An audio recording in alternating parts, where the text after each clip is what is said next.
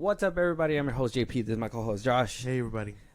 And do we have a show for you guys today? Welcome back to another episode of the FilmBros podcast.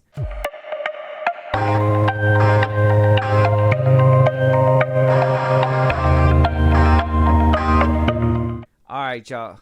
Josh, I ain't even going front with you. I came into this booth to fight you today. And I'm here to argue with you. Again? Yeah. And you want to know why? You want to know why? Right. Because apparently everybody and their mamas is now starting to praise the Flash movie. We've got multiple people who came out. We got Tom Cruise going to David Zaslav's phone personally, calling him up in the middle of the night. Hey, yo, the Flash movie crazy. Mm-hmm. This is the movie we need right now. Yeah. Then you also got, who else was it? James Gunn, who was over here saying that it's one of the best superhero movies he's ever laid his eyes on. David Zaslav praising it.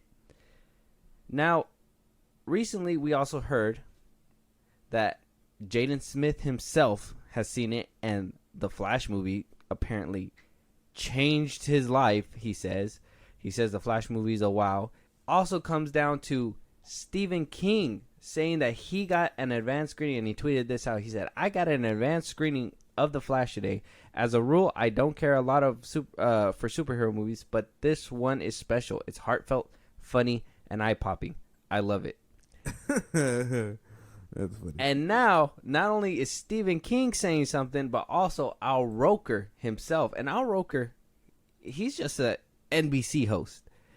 He works on a TV show. And he says, not going to spoil anything other than hashtag The Flash is so good. Got to see it this afternoon with some friends at the Today Show, and we all loved it. So he works on the Today Show. Look, man, we're getting all these praises from different corners, all right? Now, some people might say, I'm sure you might say, that this is pure hype. Mm-hmm. People love this movie. How can you say no to all these big names coming out and, saying they love superhero movies? Yeah. And this is coming off of Stephen King, especially Stephen King's tweet. He even said, too, as a rule of thumb, he don't like superhero movies. He was one of them that hates Marvel movies. Yeah. But he's saying that The Flash is so good. Heartfelt, eye-popping. Mm-hmm. I don't know, man. What do you think? Man, I think it's funny. It's funny because of all these random people, coming out and saying it's great. You know what I mean? And I think I want to say it's all hype. I want to get behind the hype train. This sounds like full steam ahead for the Flash to end up being successful. Hopefully.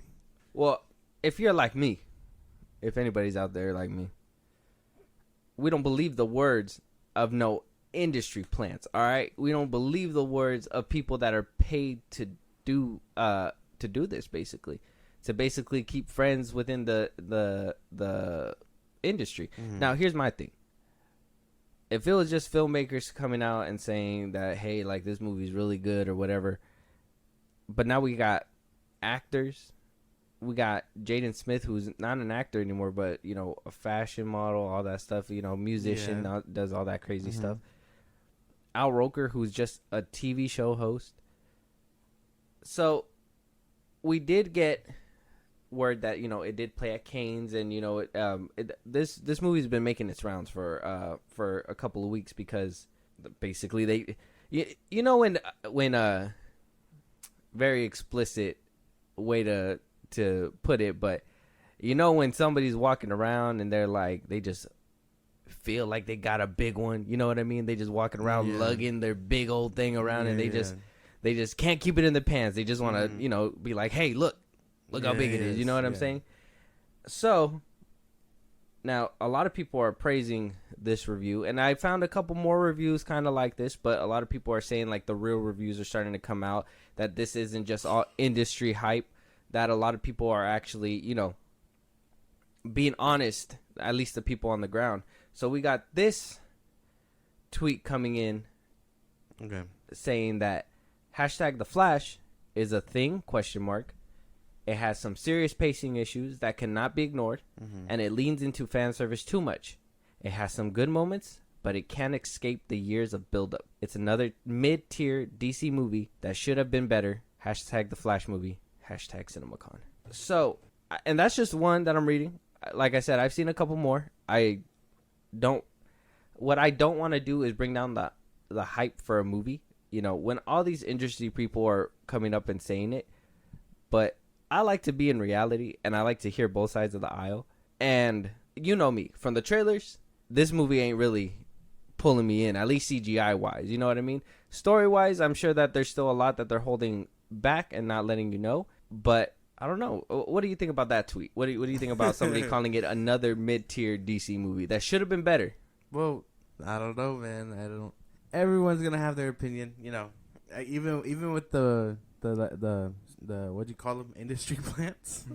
Everyone's gonna have an opinion, right? Whether they're paid or not, that's up to them. You know, the only person I think actually gets paid for hyping up shit is Soups. You know what I mean? I think he's probably the only one, and I don't think I've heard him on the hype train for the Flash either. Yeah, he I think when he first seen it at CinemaCon, he came out and like, oh my god, guys. Promoted it. Yeah, it's the best movie quote out unquote there. promoted.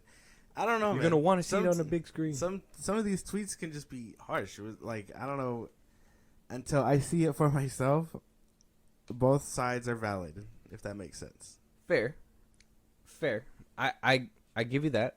It's more the critics that are the ones that are obviously gonna be the ones that are nitpicking, right? While other filmmakers can see the vision, see what they were trying to go for, and can really say, "Hey, this is great because I know what you were looking for." You know what I mean? They won't say that it didn't get there. They'll just say, "Hey, I see what he did." I don't know, man. For me, I don't know if I'm just immovable with this Flash movie. I don't know what it is, but nothing is teetering me. Even hearing all this hype isn't even teetering me. If anything, it's scaring me more, because why would you feel the need to have all these people come out and hype up your movie before it actually comes out? Now, it could have been like an Indiana Jones and everybody could have shit on it. You know what I mean? We did talk about it in the last episode, and, you know, Indiana Jones showed up at the Cannes Festival and, well, very abysmal. That was not doing too hot.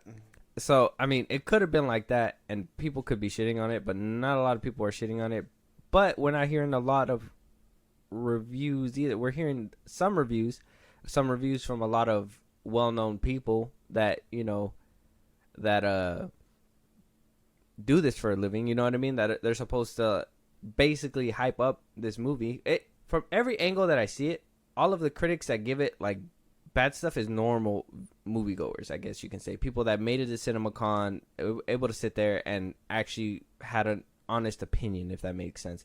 Whereas you have all these higher ups, like Tom Cruise getting a copy of the Flash film and being like, "This is what we need right now."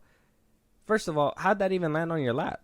Did you just ask for a copy? Did David Zaslav say, "Oh, this thing is so big, I gotta just show somebody," and he showed it to Tom Cruise? Like, these are the things that pop up into my mind that I'm just like, Jaden Smith too. When did you see it? Did you just get an invite? Did somebody just say, "Hey, come watch the Flash movie"? And you know what I mean? It just seems suspicious. Something seems suspicious. Something seems up. What do you mean suspicious, man? That my God, I have like shit. But suspicious how? Just famous people see movies ahead of time all the time. Yeah, but how often do you hear them praise it like this? How often do you hear Tom Cruise hyping up a movie that isn't his? How often do you hear? Happens. How often? When was the last time you heard Jaden Smith speak about anything movie related? Not ever since After Earth. I don't listen to Jaden Smith. That's what I'm saying. I didn't even know he said anything about it. So you brought it up. Yeah, Why would I give a fuck about what he says? Oh, like in general. Oh, okay. Well, he's like, a notable person. The only one that sounds sketchy to me is Stephen King, because I seen that tweet too, and I was like, damn, they got him. They got him on the train too. So like, I see where you're coming from, and that all this could be like manufactured hype. Could be orchestrated, you know, whatever. But I don't know. Both sides of the aisle, you know, critics are gonna critic, and you know, critics are usually harsh. You know what I mean? Regardless of, you know, whether it's a scary movie, a regular movie, whatever the fuck. They're gonna be like, this shit is ass because it didn't follow the great plan or whatever the fuck. So, and you said it yourself right now. You said critics give honest opinions because they don't owe the studio anything, right? Mm-hmm. They don't owe anything to them. But then you got people like Tom Cruise who could be making a deal with Zaslav. You know, your franchise is coming to an end. We're gonna need some people over here. You hype up the Flash. We give you a little something. You know what I mean? Same that's thing. That's a bit extreme. I mean, Jaden Smith. A lot of people have been saying that, you know, he might fit a good Static Shock. Maybe he's talked to Zaslav and, hey, you hype up this movie, there might be a role for you in the upcoming DC. Where are you pulling out these theories? I'm just saying that DC's gonna be dipping into some horror movies too. Man, you've been on Reddit. You've been on Reddit too much. Hold on. Theories, bro. Look, I got fucking all strings everywhere. I already know what's going on. I'm telling you. It's Stephen King. Out of everybody, look, DC's gonna be dipping into some horror pretty soon. They might need a horror icon to sign on pretty soon to direct, produce, be able to slap a name on there, give it a little more oomph, but actually have somebody dip into the superhero genre that actually said you didn't like it, get on the hype train with all that. I don't know, man. It looks.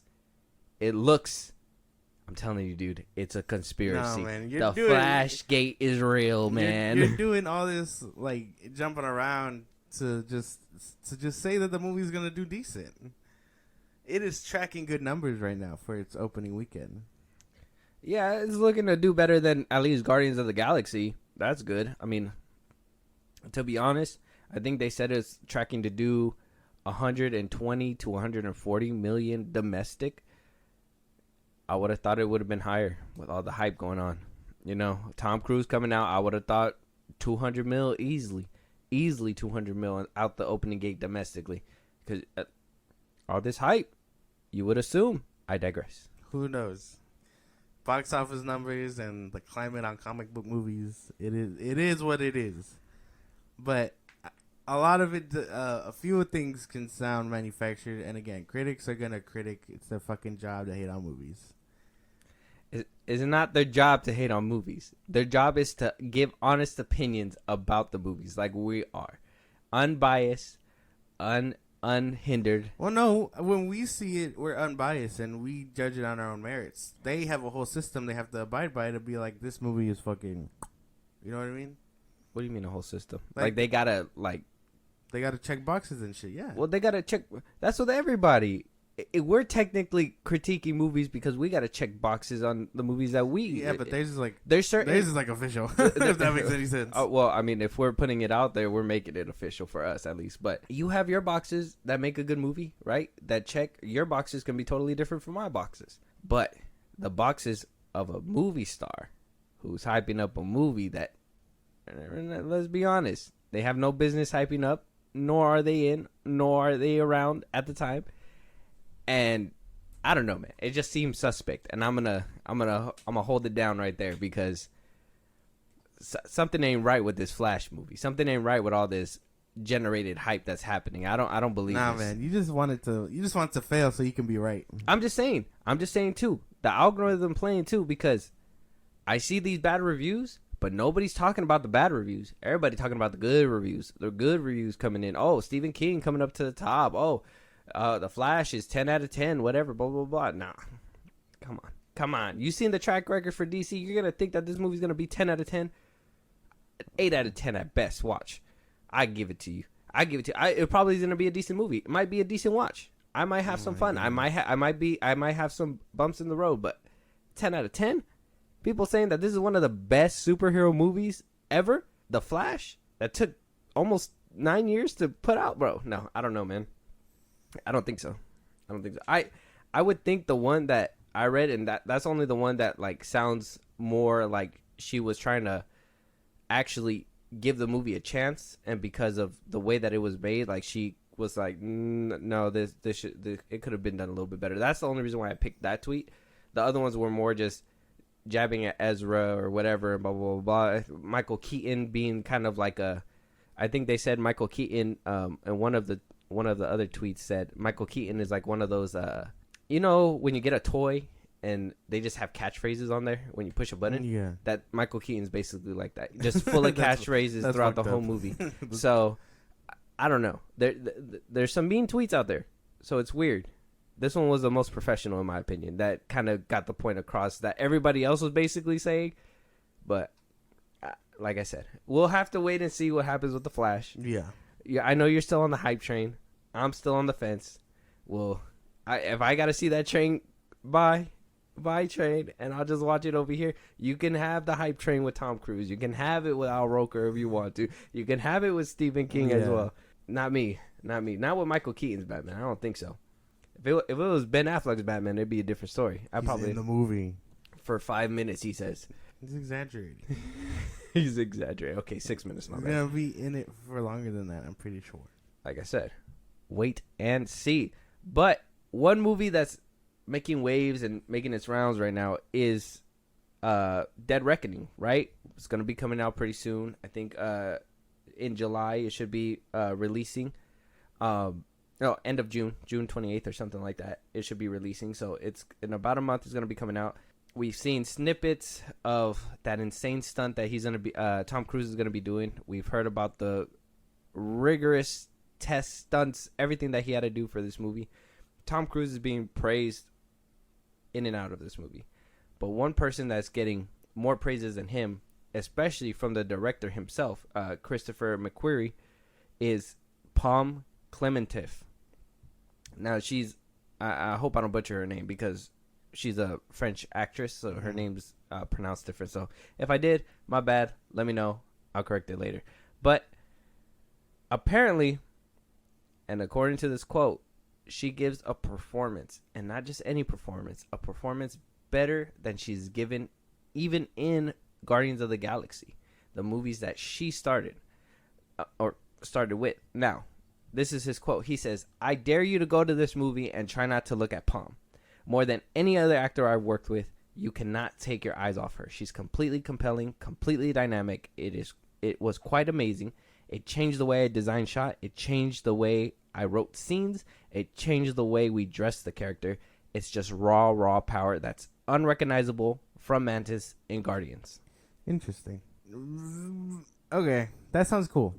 I think Mantis did not give this actress her full flowers, if that makes any sense. That character kind of, I think she got the Drax treatment, with Dave Bautista.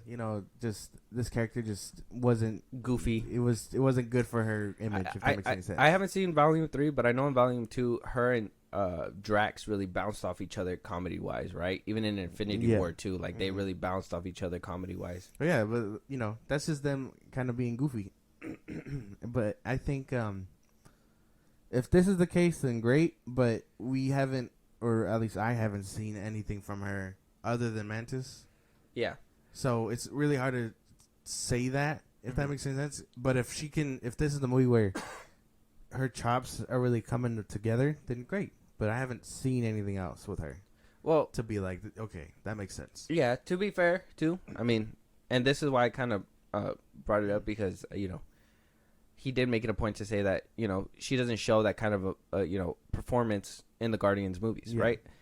And it's true because the Guardians movies are very hindered, right? Mm-hmm. Not because of the Marvel formula, right? And then on top of that, you have a director, and this is not shitting on James Gunn. I'm not shitting on him, but you have a director that wants to make use of goofiness, most of the time. Yeah. You know what I mean?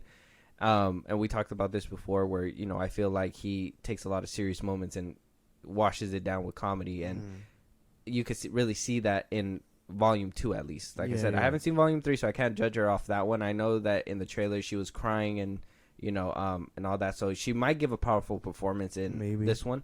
But if McQuarrie, who's worked with Tom Cruise, praised Tom Cruise multiple times, said that he is one of the best actors, one of the best stuntmen in the industry right now, where he does everything all at once and comes off that ship just to give props to Pom Klementieff.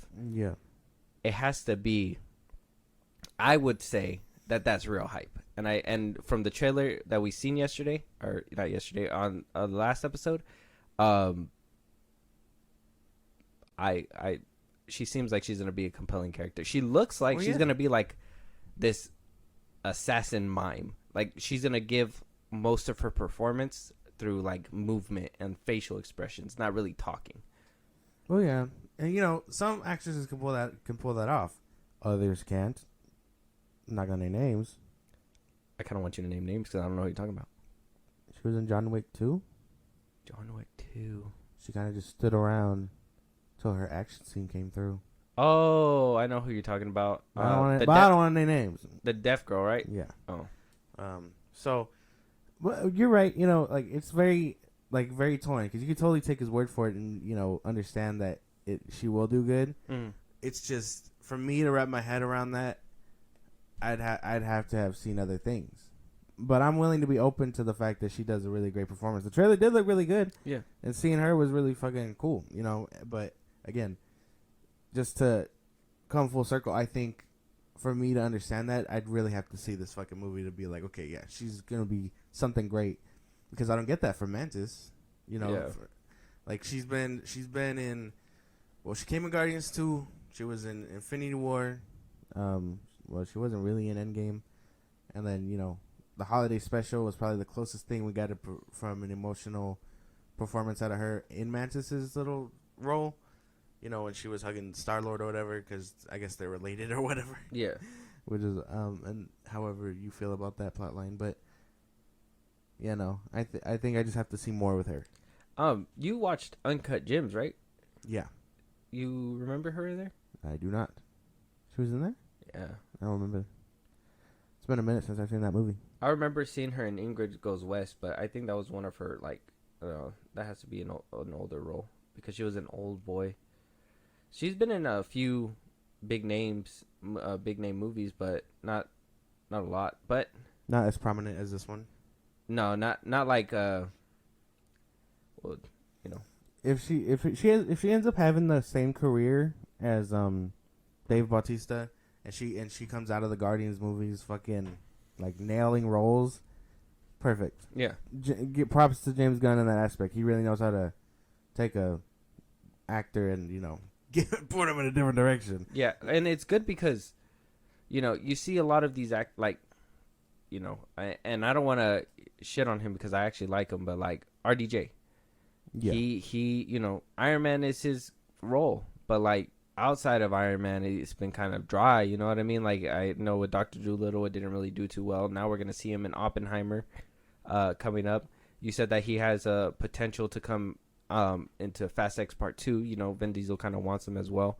So like his kind of acting hasn't really, you know, been around as much. You know what I mean? Yeah. Like Chris Evans, like he jumped from Marvel to regular, you know, outside movies and still do good. I think the only one that people didn't like him in was The Gray Man or something. I think people just didn't like that movie in general. Yeah.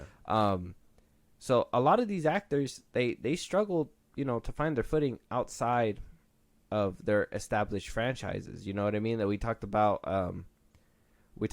you know, The Rock potentially coming back. We haven't seen Fast X yet, but we talked about The Rock potentially coming back. And, you know, the other day we talked about how, like, Freaky Friday, you could really fall back on your franchise. You know what I mean? Once you're in a franchise, you can kind of fall back on it. So it really, in my opinion, really stops actors from taking a chance on other roles. You know what I mean? Because they know that they could fall back on that. They know that they're going to have a job there for a while.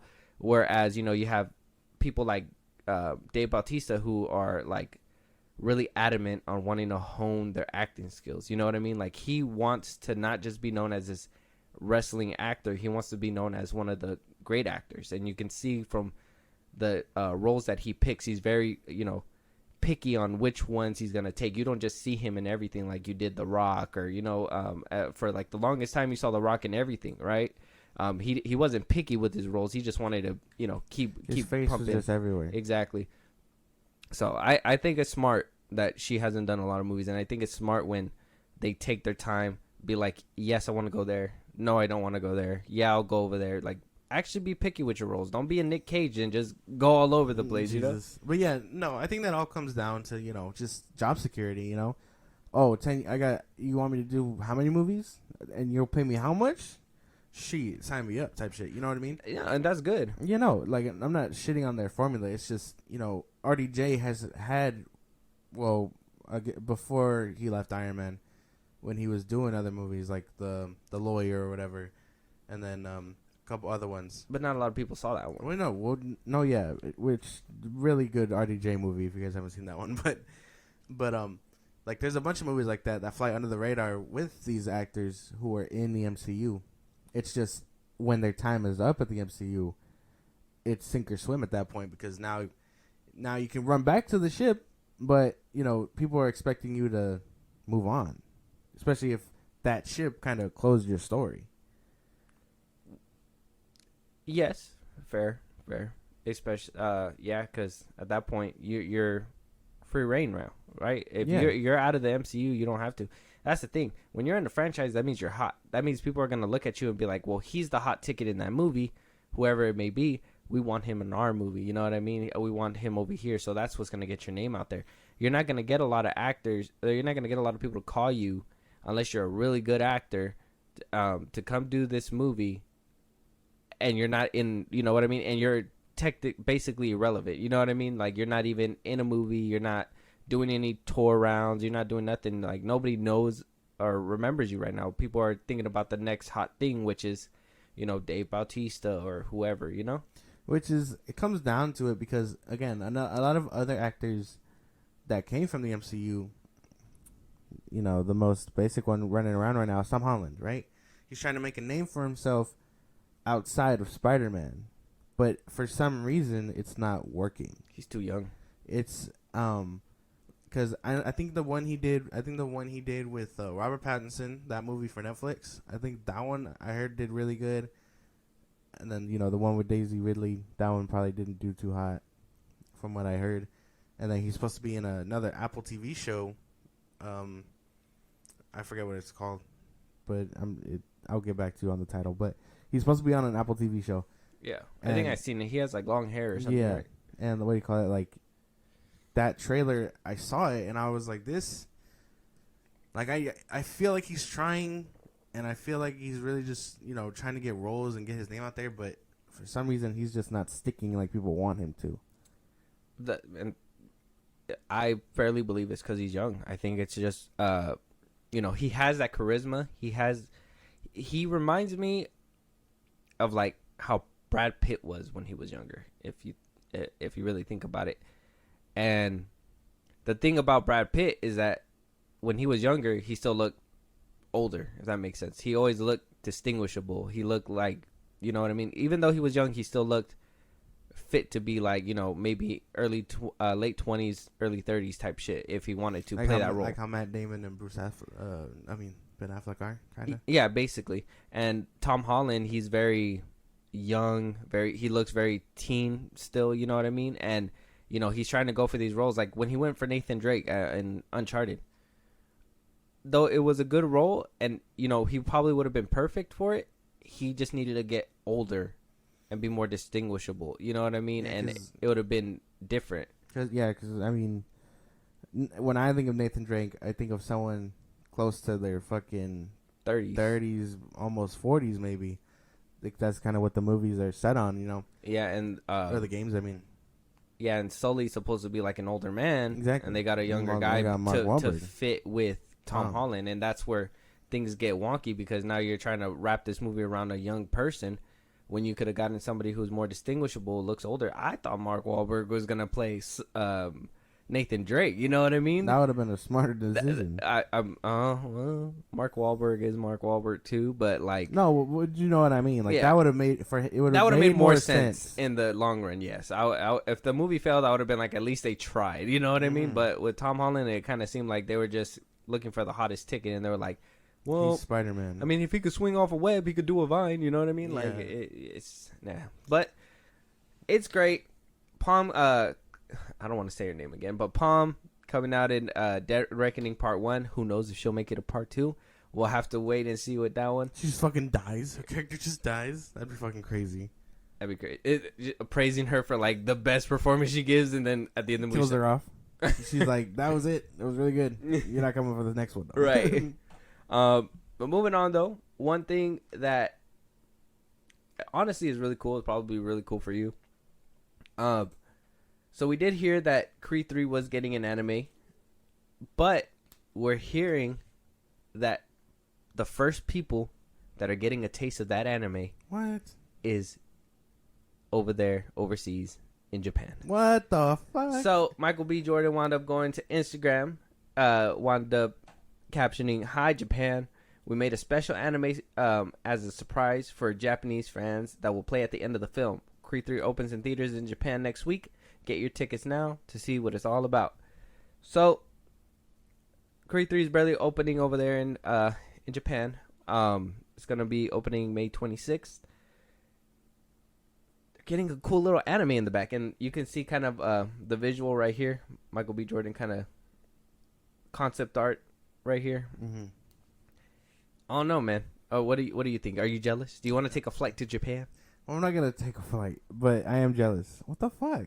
I think I'm sure it'll leak, somewhere online. I'll see it on Twitter after the weekend in Japan when it shows up. But damn, that's crazy. Where's our taste? Where's our trailer? What the fuck? I want to see that. Fucking like a lot of sports animes don't get it right, but boxing animes really encapture the essence of fighting and stuff. I wouldn't know. It's like just to give you an idea, right? So think about what you saw in Creed. A lot of that was there was megalo boxing. You can see that sort of thing, and then there was another famous one that I forget the title of, and then the obvious references to like Dragon Ball Z or whatever the fuck. But man, something about the idea. I'm sure it's to capture him and still give Creed fights and stuff in a different way, carry on the story in a different way, Mm-hmm.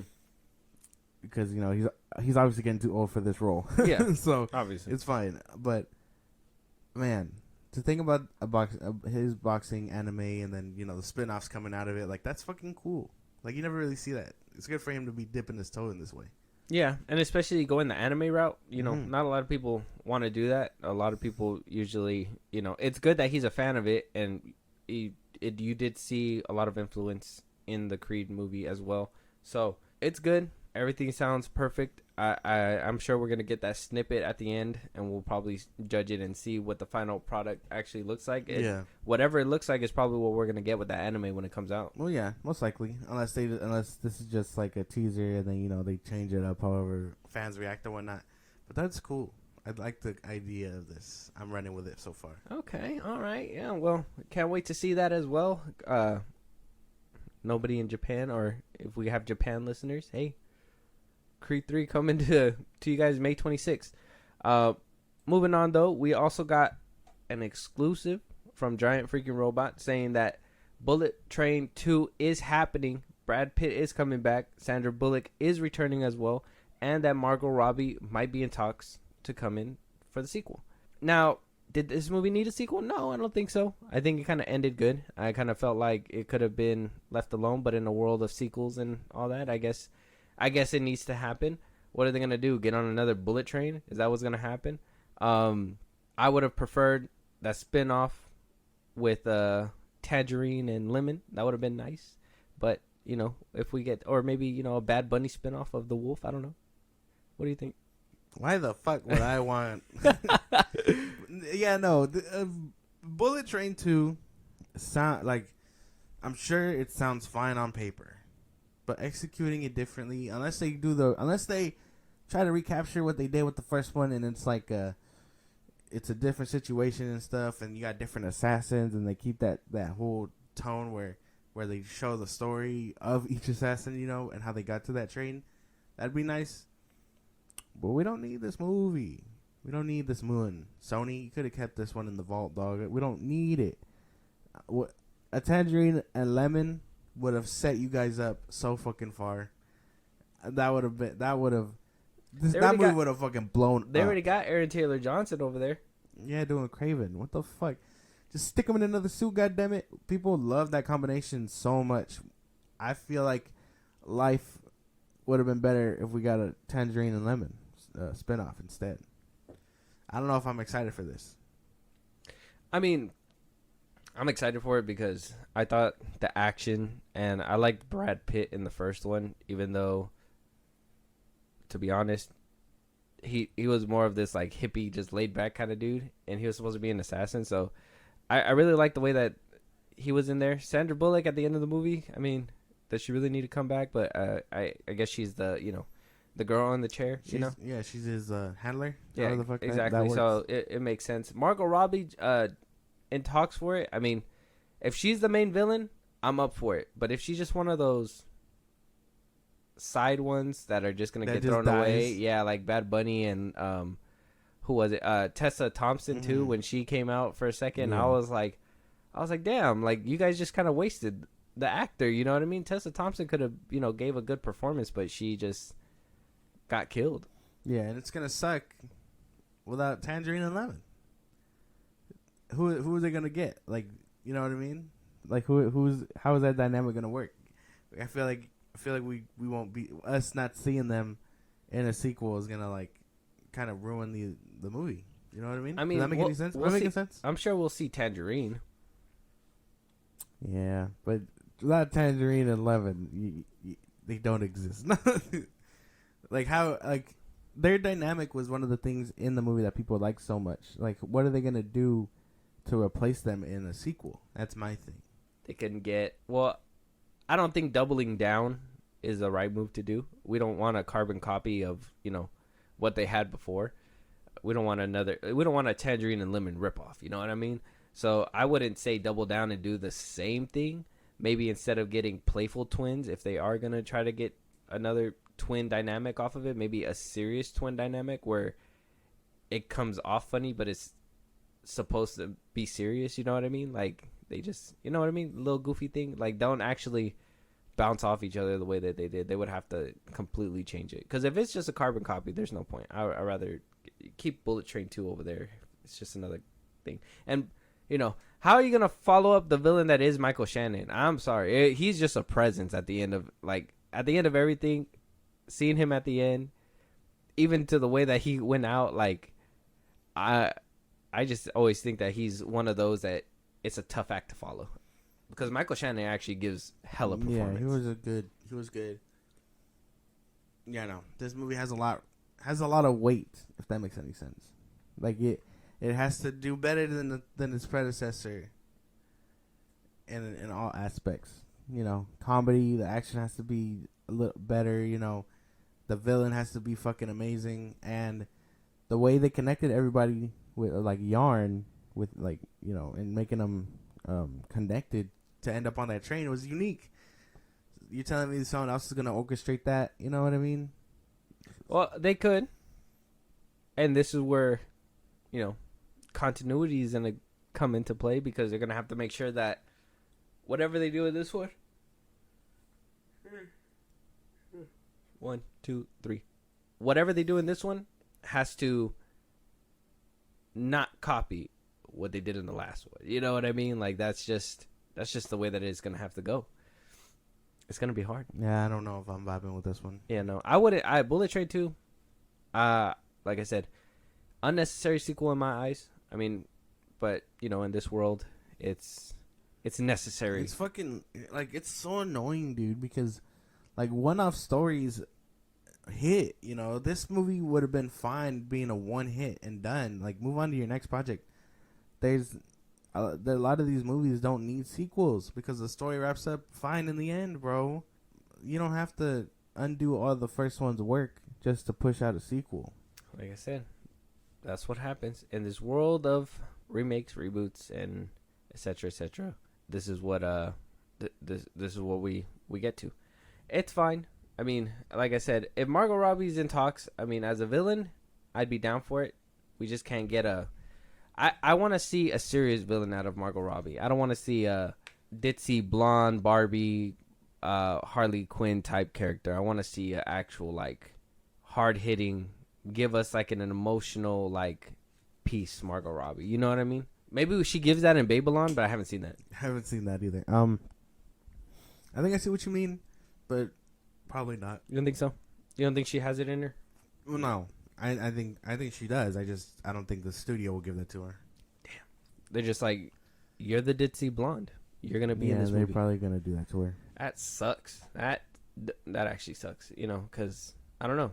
I would want to see her chops. You know, kind of like how we were talking with Palm a couple topics ago. Like, it's nice to see what kind of chops people can actually do when put under the microscope. Mm-hmm. And when you don't get that, or you never see an actor in that, you just kind of think, well, maybe they just don't have it in them. They're just a one-trick pony. Yeah. And it's not until someone comes along, sees their potential, and they decide to pull it out is when someone will come along and be like, hey, this person does really good, and where was it in so-and-so? Who knows? Maybe it's just lack of direction. Where was it in this movie? Well, yeah, because, like, a lot of it is lack of direction. Some directors don't know how to push their actors into certain scenarios. And not to say that actors can't do it on their own, but, like, how do I put this? If you're an actor and you're supposed to be like an intense scene. If you're acting intense, and then your director is like, "Oh, that's good. Let's move on to the next shot." But you feel like your performance is subpar. The director is still gonna be like, "Nah, let's not ruin tape. That was good." You know what I mean? When a director should be the one to be like, "Nah, let's try it again." And if you feel like you can capture it in this one 10 times harder, go ahead. Yeah, obviously that'll speak volumes to the director. But I don't know if, like, because I assume every director is pushing to get the most out of any actor that they get, right? Like, I don't think I've ever seen, I don't know if a performance directly correlates with the director. I think the director can push as far as they can, but if that's what they get, and, they've already taken the take like 10 times, that at the end of that, like, we're spending millions on this one scene, you know what I mean? We gotta move on, you know what I mean? And if we did our best, the best that we could, fine, let's go. Maybe make up for it in this next scene or something, you know what I mean? But, like, I don't think they deliberately just be like, oh yeah, like this is the best, or like, that's good enough, let's go, you know what I mean? Because the director wants themselves to look good. I think it's just more, if they pushing the actor too far just kind of sometimes makes them curl up instead of extend. And so I just think it's just probably just the person to person dynamic. Well, I don't know, because I still believe it's like you are only good as one, like, fuck, how do I say this? Because I want to word it to where I sound and I make sense. Like, the best way I can put it is like how I said. If you're an actor and you're like you're in your second take, third take, the first one you kind of laughed or whatever, and then you feel like you got it, or you get it the way the director intended, and then director is just like, hey man, like, that was really good, let's move on. And then the actor could just be like, nah, I feel like I can do it like 10 times better than that. And the director would be like, well, nah, like, we got that. Because I feel like not an actor performance isn't just about what they bring to the table, it's also about the direction. Because you can have a bad director and a decent actor. Mm-hmm. But like, if you have a bad actor, what do you call it? It's. I feel like that's more of director's part, being like not pulling them together. You know what I mean? So you think that there's decent actors with bad directors? Yeah. And so you would pin the bad acting on the directors then? Is that what you're? Well, yeah. Because they're the ones that kind of have to set the tone. Like, hey, this scene, I need you to bawl your fucking eyes out. And if you don't bawl your fucking eyes out, how do you expect the audience to believe that shit? You know what I mean? And then, if say that the person doesn't bawl their fucking eyes out, they get a few tears out. The director's like you said, we're wasting too much fucking money on this shot. We got to move on. That's the best we're going to get. Okay. Yeah, but I think that's all. Well, maybe that's where we disagree, because I firmly believe that's on the actors. I think the director can only push for so much, because you can try to squeeze as much as you can from the cow, but if the cow ain't giving, you know what I mean? At that point, we just got to move on and, milk the next cow. You know what I'm saying? Like, there's only so much juice you can get from it, and if they're refusing to put that juice into it, it is what it is. Now, the director does have a lot of say in handling with the camera, and if it's camera editing, the way the shot looks, the lighting, whatever, blah blah blah, then I probably say maybe they didn't set the tone. But a lot of these actors, and this could be a hot take, a lot of these actors nowadays don't really have the acting chops as the people before did. And I don't think it's their fault. I think it's the fault of the studios, because of the fact that they use too much green screen, too much VFX, not enough practical things. Because they give you this green ball, right? They give the actors this green ball that is supposed to be an alien, and they tell you, be sad about it or be upset, and we're just going to put something there later. But like, this is what it looks like, whatever. And then the actor gets to imagine it. At that point, that's up to the actor to perform that. You know what I mean? And yeah, the studio probably, says this is cheaper than to go out there and make a practical alien animal that the actor can hold for like 2 seconds. But at the end of the day, if you're an actor, you should be able to act like there's something there, right? You should be able to act like whatever. And then a lot of them say, if there's no substance, there's nothing there, how can we act? And that's where, at the end of the day, I think that's where, obviously actors have come from the greats, the greatest of the greats, you know what I mean? Like, I was watching a couple old movies the other day. Harrison Ford, when he was a young actor, he fucking killed it in Air Force One and all, Star Wars, all that, like, because everything was mostly practical. Not a lot of things were fake, and so you can actually interact and give your best performance when things aren't fake. I think that goes movie to movie. Well, what you're talking about can go movie to movie, you know what I mean? Or I guess what we're talking about, because like, yeah, it's hard seeing the behind the scenes of like a Marvel movie, and it's just them wailing on a green screen or whatever the fuck. Yeah. Well, since we're opening the conversation, would you say that brings out decent acting chops because they can react to something not real? Yeah. I think if a performer can give a really good performance wrapped around green screen, I think that makes them one of the better performers, and they can do a lot more when it comes down to, actually getting on set with things where things are more practical. You know what I mean? Like, we'll take Palm, for example. On the Guardians of the Galaxy sets, it was probably mostly all green screen. So maybe she couldn't give that performance because things weren't really so tangible, if that makes sense. You could, there were certain things you have to act. Infinity War. There's a lot of images that, Tom Holland looking around doesn't even know where the fuck he's at and stuff like that, because, there's little mountains of rubble that are real, but like the rest of it's all green screen. You know what I mean? Screen. And I think at one point, like, they made like a video where like you see Mantis just trampolining in the background, like not even worried where she's at. You know what I mean? Yeah. I think when you get an actor who can act, like, there's things around, and like RDJ, he does really good around green screen. I think Chris Evans does decent as well too. I think Chris Evans is one of those. He needs tangible things to give a good performance, but maybe he could prove me wrong one day. Who knows? Maybe.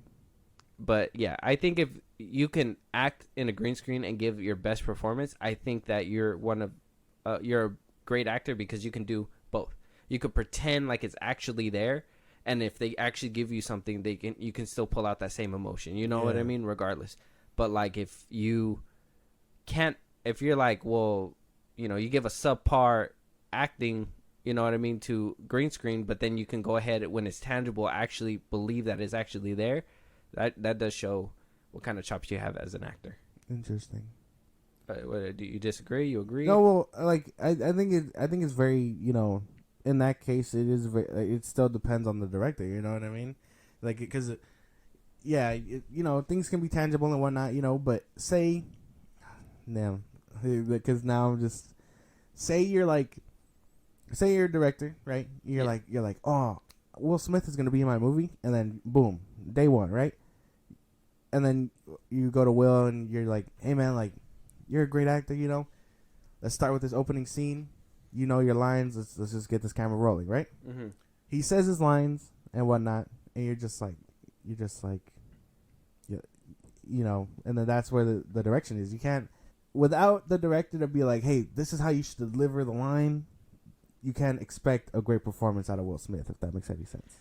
I don't think it's the director's job to tell you, the actor, how to deliver a line. I think if it's on the paper and, actors should be able to use context and deliver the line appropriately. Yeah, they might need a little help. Be like, and the director might say, in my head, it wasn't like this. It was more like this. They can adjust it and fix it. But at the end of the day, that's the actor's job to portray it the way that it's put on paper. Well, yeah, but you can't. That's what I'm saying. You can't expect a great actor to give you that great performance without direction. The director still has a hand in that. Yeah, the director still has a hand in it, but it's the actor who gives the performance. A director can go over there and be like, this is a sad scene. You need to cry. Let's say he said, you need to cry. I need to see tears. I need you to deliver the lines sobbing like you're upset, but not too much where you're not understandable. Okay. And go from there. At that point, whatever he told them to do, that's up to the actor to do it. And they need to, they need to deliver that. If they don't deliver it, at that point, that's on them.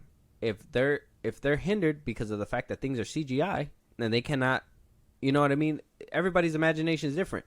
I could tell you that if you tell me that there is somebody sitting right there next to you wearing blue pants, red shirt, green hat, long hair, beard, I imagine that dude right there. I can see it in my head. I can imagine it. Your imagination might be different. I might tell you to imagine that, and you could be like, a little short. You know what I mean? Like, you could interpret it the way that you see it, or you might not even be able to imagine it at all. And that's where, actors, in my opinion, a good example, and, a good example and bad example, because I think that it was kind of harsh, but Jessica Alba back in, I think it was 2005's Fantastic Four: Rise of the Silver Surfer. I think the director told her that when she was crying, don't cry so ugly. Cry prettier. And she took it as like, am I good enough? Like, why did he tell me to do it like that? Like, do I cry ugly type shit? Like, she got in her own head about it. Like, she left Hollywood for that reason, she says. And in my opinion, if he told you, to cry prettier, well, you're supposed to be on screen representing, what his vision is. And if he doesn't want to see you fucking, crying and shit, that's not, that's him just giving direction. At that point, it's up to the actor to take it the way that they take it. Okay. You understand me? I'm trying to see where you're coming from. Because, I want to keep diving into this, but I know we got other topics. So, can we put a pin in this? Because I'm still having trouble having this conversation, if that makes any sense. I mean, I kind of want to know. I mean, if we got to cut for time, we can cut a couple topics off. But I mean, and we'll put it on the next episode, guys. But because I still because that's my thing. Because I'm still on that fence of like you're, because you're only as strong as your weakest link or whatever. Mm-hmm. If the director isn't giving the actors something strong, that's a weak link. The director's the weak link. I firmly believe that directors can be weak links. I firmly, but you got to understand too, that directors are there to tell you what to do. They're basically like your supervisors. They are going to tell you what to do. They're going to put you here. They're going to do this here. Like I said, a director can be at fault for, bad performances, but their bad performance, the way that they can be responsible for that, camera not being in the right spot, lighting being bad, editing being choppy, and ruining the performance that was given.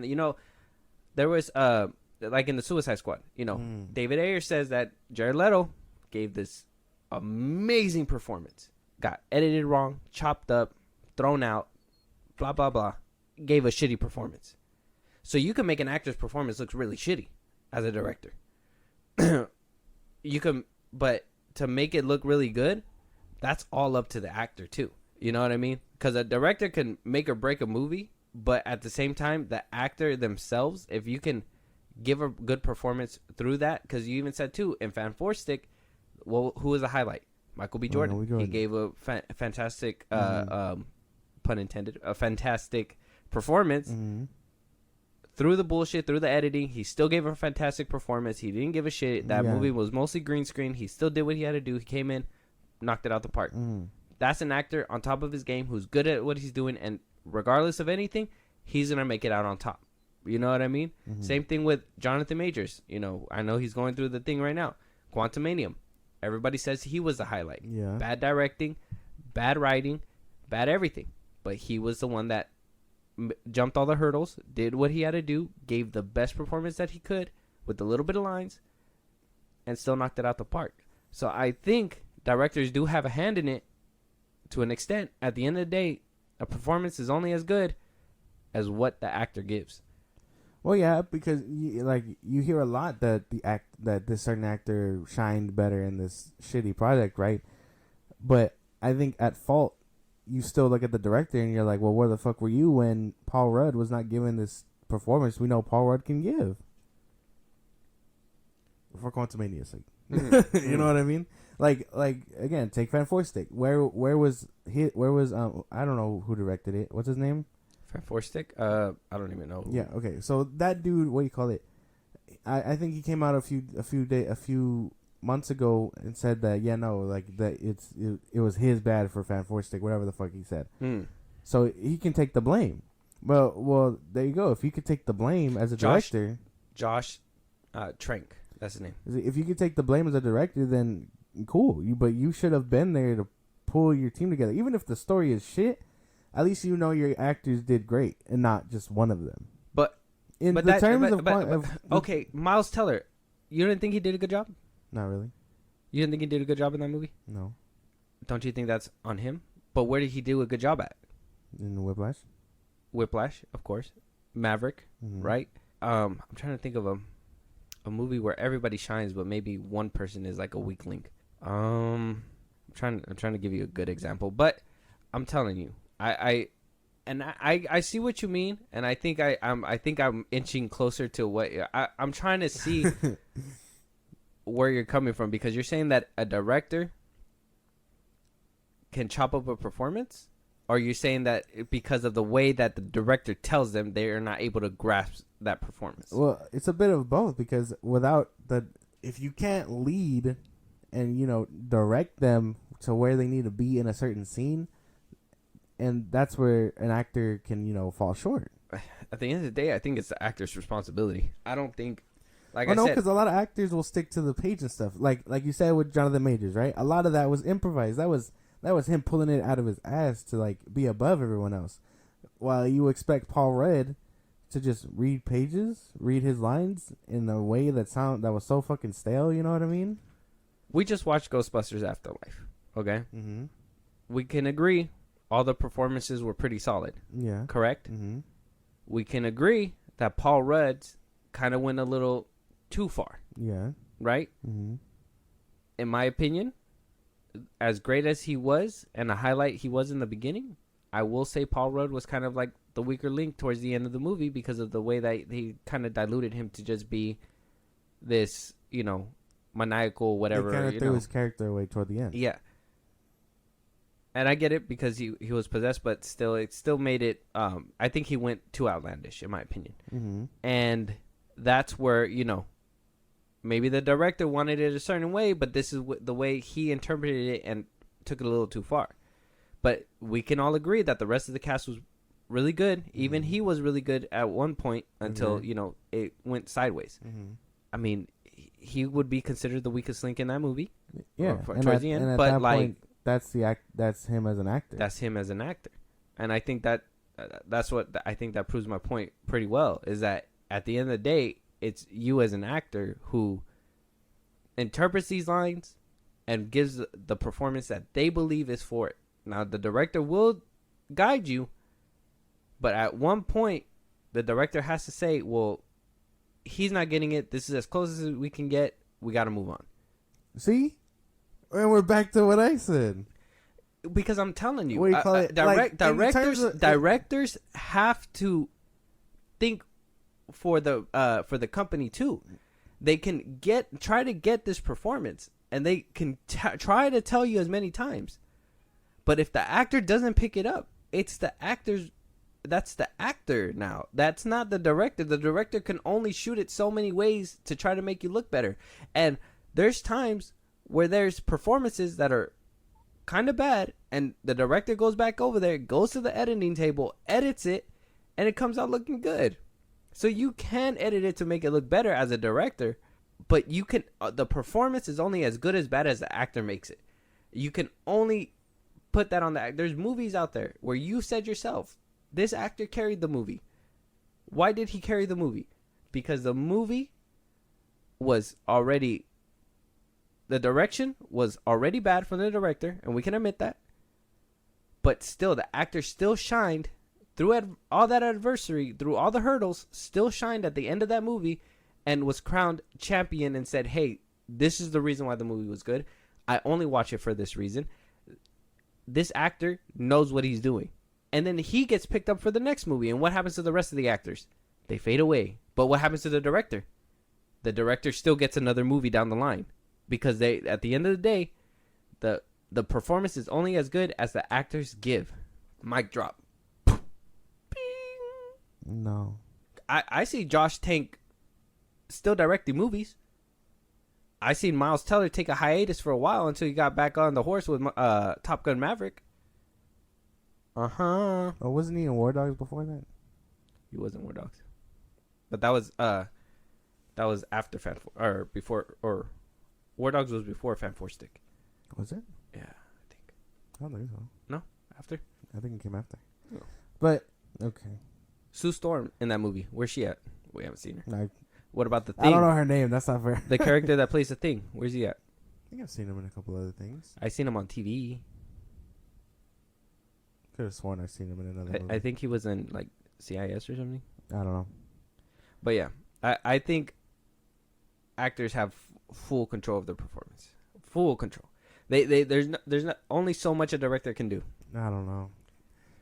So you can blame it on the director because there's only so much that he can do. You could be like, well, you could say, well, he could have done more. But I mean, realistically, how much better could he have done? You know what I mean? Direct them correctly. We call it like in terms of Margot Robbie, right? We were just to kind of go back to what we were talking about. Like we were just talking about her performance and not being a blonde bimbo, whatever the fuck, right? I didn't use the word bimbo, but yeah, sure. Well, you know what you know what I mean. You said Barbie, so I did say Barbie. Yeah, what do you call it? I PG-13'd it. Well, I'm not. I just be talking, but like that. There's just a certain director and character out there for her to like portray that whole badass villain that you want or whatever, just to give her that performance and presence, like we were talking about with Palm and Dead Reckoning. Because, you know, she wasn't getting it from James Gunn and Mantis, just like, well, she does a great performance as Harley, and I'm sure she'll do great in Barbie, but we haven't seen Babylon, right? And then she was kind of decent in Wolf of Wall Street, but although like in Wolf of Wall Street, you know, if you go by her roles, she was kind of like just the wife, and then she was a damsel, you know, but she gave a decent performance in that. Kind of what got her name out there, right? Working with Scorsese and DiCaprio. But, you know, she got to shine a little bit more as Harley, depending on who you ask, in the Suicide Squad. In James Gunn's Suicide Squad. What do you call it? That is from directing and all that alone, right? I think there's going to be a director out there and a role for her. So you think to come down the line. Success of Margot Robbie's Harley Quinn is due to the directors? So you didn't think David Ayer did a good job with Margot Robbie? Well, I mean, until I see that haircut, probably not. They got her name on the map, but not as much as it did working with on the Wolf of Wall Street. But because you think because Martin Scorsese and Leonardo, or because Martin Scorsese put her on the map? Yeah. No, I gotta disagree with you. I gotta disagree. But it's fine. We can agree to disagree, and we'll go ahead and move on. So, another weird little topic that we have today is that Jackie Chan is being tapped in to play Mr. Han again in a new Karate Kid movie. Now, the last time we seen him, he played Mr. Han in, I believe, the 2012 Karate Kid movie with Jaden Smith. Yeah. Which was honestly, top notch in my opinion. I thought it was really good. Yeah, no, it was a decent movie. Never say It was a decent never. watch. Pick it up, yeah. Okay, Pick okay. it up, yeah. Anyway, Pick it up, yeah. But so apparently they have a new franchise or they want to revive the Karate Kid franchise, seeing the success that Ralph Macchio did for Cobra Kai. So Ralph Macchio is going to be coming back to help write, direct, and put this movie together. Now, at the time of that this came out, there was no synopsis of what the movie might be about, but there's a leaked rumor of a synopsis, and it goes like this: Jonathan Entwistle's Karate Kid. It says the film will reportedly follow Lee, a skilled fighter and a student in Beijing who has his life uprooted when his mom decides that they're moving to Brooklyn for a work opportunity. Lee meets Mia, who goes to high school, and her dad Victor, who runs a pizza restaurant in his new neighborhood in Brooklyn, and forms a bond with both. While his mom is against violence and kung fu, Lee finds purpose by training Victor in the art and finds himself back in the ring as well. So it sounds like it's going to be a swapping situation. Instead of going from America to Beijing, they're going from Beijing to America, and he has to, figure out the hard streets of Brooklyn, yeah. So he got to, and probably going to meet somebody along the way, be friends, whatever. Lots of confusion might come up with this movie because they might say, well, if Jackie Chan's in this movie, is it connected to the Karate Kid with Jaden Smith? Did he move to Brooklyn with Jaden Smith, after the fight that happened? You know what I mean? It's going to be a lot of, I don't know. It just seems very weird to bring him back. Yeah. It's interesting how these movies are coming back, even with the Cobra Kai making a comeback too, you know what I mean? And kind of cementing this dude's character Daniel and all that, you know what I mean? Like a lot of it's interesting that a lot of kung fu movies are coming out, and it's either they're tied or they're run by the people that did Cobra Kai, you know what I mean? Yeah. Or the first Karate Kid movies. And yeah, you're right about the confusion thing, because now it makes me think, like, are they gonna talk about Jaden Smith's character? Is he gonna show up? Will he be a surprise cameo? You know what I mean? Like, like where do we put this one? Jaden Smith and Han are living in Brooklyn together. For real, like they just moved back to America or something. Like, what happened? It's gonna be a weird thing to see because I think it's weird to have brought him back. He was a nice Mr. Miyagi. That's who he was supposed to be, right? Mr. Han. Well, like he was supposed to be Miyagi. Yeah, basically. But I think he did a good job. I really liked him in the fight scenes in the Karate Kid. I honestly thought, because when the Karate Kid with Jaden Smith came out, I know that it did really well, that they literally fast-tracked it for the sequel, but nothing ever fruitioned. So here we are, about 10 years later, trying to get Jackie Chan back. Where's Rush Hour 4? That's still in the works. What the fuck? Hey, they're old, man. What do you want? I don't give a fuck. What do you want? No, I want Rush Hour 4. They can't do what they did before. I don't want this. I want Rush Hour 4. I don't want Rush Hour 4 with a fat Chris Tucker. Okay, we already got a fat Martin Lawrence in Bad Boys 4. We don't need another one. And if you notice, Chris Tucker was getting bigger gradually throughout the course of the 3 movies. So, yeah. Well, I don't know what to tell you. I just want Rush Hour 4. It sounds like a good idea, but Rush Hour is not gonna make the same kind of jokes that it did back in the day. I'll tell you that much right now. That movie's not surviving in 2023. Hell no. But a movie that is surviving and getting immense respect, a bunch of standing ovations, is Killers of the Flower Moon, with Martin Scorsese's Killer of the Flower Moon getting a 9-minute standing ovation, and also praising Leonardo DiCaprio, saying this is one of his career's best performances out there. Ooh. This movie is supposed to be pure hype. Martin Scorsese even came out saying that this movie is not for everybody, but for those that love cinema, basically. That this one is completely different, and it has to show, because at the Cannes Festival, like I said, 9-minute standing ovation, praises for Leonardo DiCaprio. What do you think? Oh man, this just makes me excited. I love Martin Scorsese movies. I fucking not just the classic ones, you know, like Casino, Goodfellas, whatnot, but The Irishman and you know all the other ones. Like, oh, I cannot wait to see this one for real. I say he missed with The Irishman, but that's just my opinion. That's just me. Maybe it's just too CGI for me. I think the de-aging of De Niro and Pesci was, even though I liked them, I think the de-aging was really like very ballsy of him to do, I'd say. But we do have a trailer for Killers of the Flower Moon. Yes. And we got another trailer coming up right after that. So this one's going to be on Apple TV. No. So don't make me pay for that goddamn subscription. 1 month for free. Fuck. When the movie comes out. When does it come out? October 6th. That is a long time from now. Yeah. Don't use your free trial just yet. You're gonna have to hold it. So let's dig into the trailer. It's only 1 minute and 50 seconds. Okay.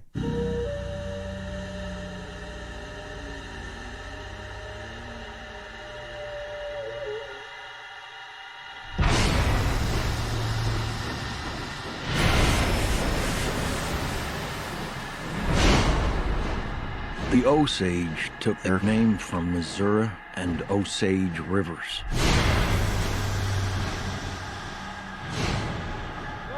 Niukanska, children of the Middle Waters.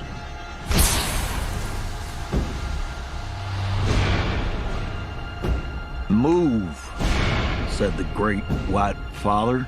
Robert De Niro. There are many, so many hungry wolves. Can you find the wolves in this picture?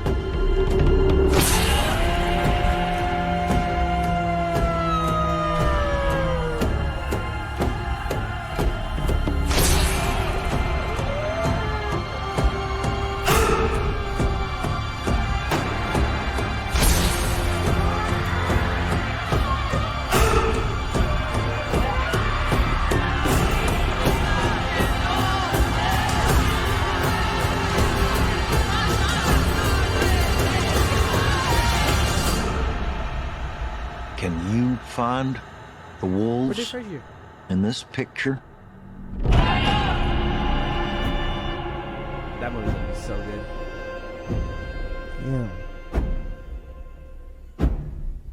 Yeah. That's gonna be a That good looks movie. really good. It's gonna be a good movie. It's gonna be in theaters too. It is Yes. very good. So we don't need Apple TV. But yeah, it looks really good. Leonardo DiCaprio's. Oh, look, the Tom Holland one is called The Crowded Room. Oh, there you go. Very good trailer. That looked really fucking good. Still don't know what it's about. I mean, 3.5 hour movie. I mean, what's a 1 minute and a half? Yeah. Trailer? This is the first teaser trailer. Yeah. For a teaser trailer, that wasn't too bad. Yeah, They it was actually really got good. me. Yeah. I like the ending right there where they showed everybody just like picking their heads up to look at you. And it's like, oh, can you spot the wolf? I was like, It's all of them. No, it's clearly metaphor for all of them. I'm assuming it's Brendan Fraser. I think he's the guy. Leave that man alone. Oh man, that looks so good. I can't wait. Yeah. October needs to hurry up. Cinema. Cinema. I don't know. We'll have to wait and see about that one. But it does look good. If you guys want to see the trailer, it's right there on YouTube. So go check it out. It looks phenomenal. It looks actually fantastic. And the last trailer of the day, we got a new trailer for the Haunted Mansion. Now we did react to the teaser trailer. This one's gonna show more footage from what I hear. More Jared Leto. We'll have to wait and see. We don't even know if how prominent his role is. Yeah, so. no, I was joking. I haven't seen. I didn't even know this trailer existed. Okay, well let's jump right in. Okay. Wait! I should warn you, before you step inside the house, this could change the course of your entire life. I'm not afraid of a couple ghosts. You say that now.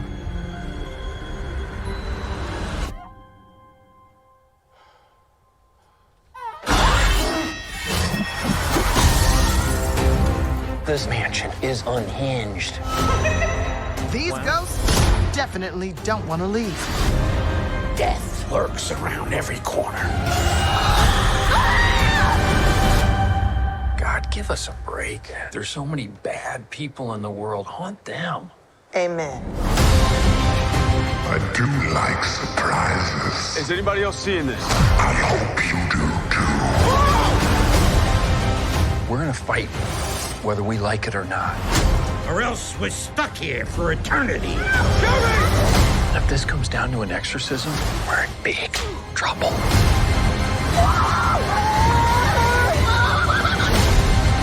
This house is dripping with souls, but there's always room for one more.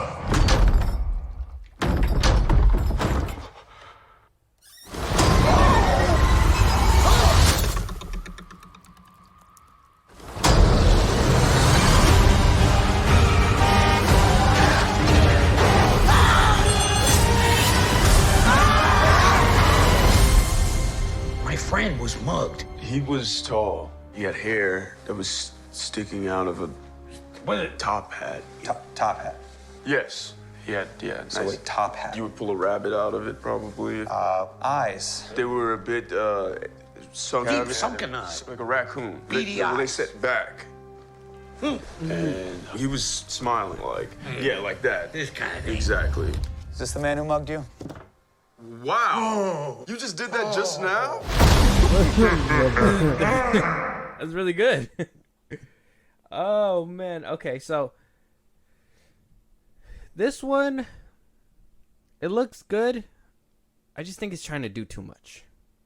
Now, if you guys seen the older Haunted Mansion with Eddie Murphy, that one was more how do you say, more grounded, I guess. Yeah. You know, I think it tried to rely more on scares and comedy than spectacle, and trying to outdo what it looked like. It looked like it was trying to outdo the next summer blockbuster, but I was assuming that this was going to be a horror movie, or like Disney a horror movie with the Disneyfication of I it. swear to fuck. Disneyfication. There you go. But what do you call it? Yeah, no. The trailer, the teaser made it look like really good, but yeah, I see what you mean. It does look like they're trying to do more, which is like I guess it's fine. For me, it's fine. I'm not opposed to that. I do like the different colors. It looked very colorful. The ghosts looked really nice. Mm-hmm. My thing is like, yeah, a lot of it is you didn't really see. Maybe it's because the other one came out in what, like 2004? Yeah. Like budgeting issue, you know what I mean? Now they can just pull out all the stops, really Disneyficate the fucking movie. I don't knock it. It still looks good. Yeah, I think it looks good. I think the cast is solid 100%.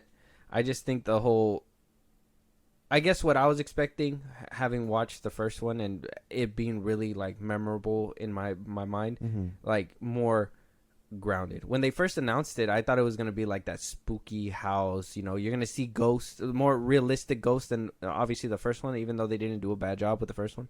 But a more, more realistic, a little bit more scary, a little stuff like that. But yeah. This one does look more like a spectacle, and I'm here for it. I mean, it looks like it might be a trip in theaters, like with the room spinning and everything like that. So I'm with it. Not what I was expecting, but I am with it. It does look like it does pique my interest, I guess you could say, especially with Danny DeVito coming back too. Very good stuff. I like seeing him. That ending scene with both of them, that was actually pretty funny. So, yeah. What? Are you excited? Yeah, it looks really good. When does this one come out? Are we gonna have to? Isn't it in October 1 too? Oh no, it's in July 28th. What the hell? A horror movie in July? I guess that makes sense. We got a scary movie. We had Scream in February. That's true too. We'll have to wait and see. Yeah. But hey, if you guys like this episode, if you guys thought that we should have talked about something but we didn't, honestly, we had a maybe we were gonna talk about it, but our little conversation kind of went on a little bit longer. But let us know if you guys enjoyed it, if you guys agree with us, if you guys don't agree with us. Does the director make a good actor, or does an actor make a good actor? Let us know. We want to hear your guys' thoughts. Any movies that you guys want us to review, anything you guys want us to react to, you want to support us in a big way, Josh, let them know where they can let us know. Twitter, TikTok, Instagram at FilmBros Podcast. We post when new episodes are up. You can hit us up there for all the engagement. Like he said, anything you want us to cover, go ahead and hit us up there. If you want to listen to us on the go, Spotify and Apple Podcasts, or anywhere you get your podcasts, we're on a couple more platforms in case you missed it. At FilmBros Podcast. If you want to support us, Buzzsprout, you can subscribe there. All the links are in our bios. Just again, Instagram, Twitter, and TikTok. And then when it's all said and done, subscribe to our YouTube at FilmBros Podcast. Yeah. And with that being said, we'll talk to you guys on the next one. Talk to you guys later.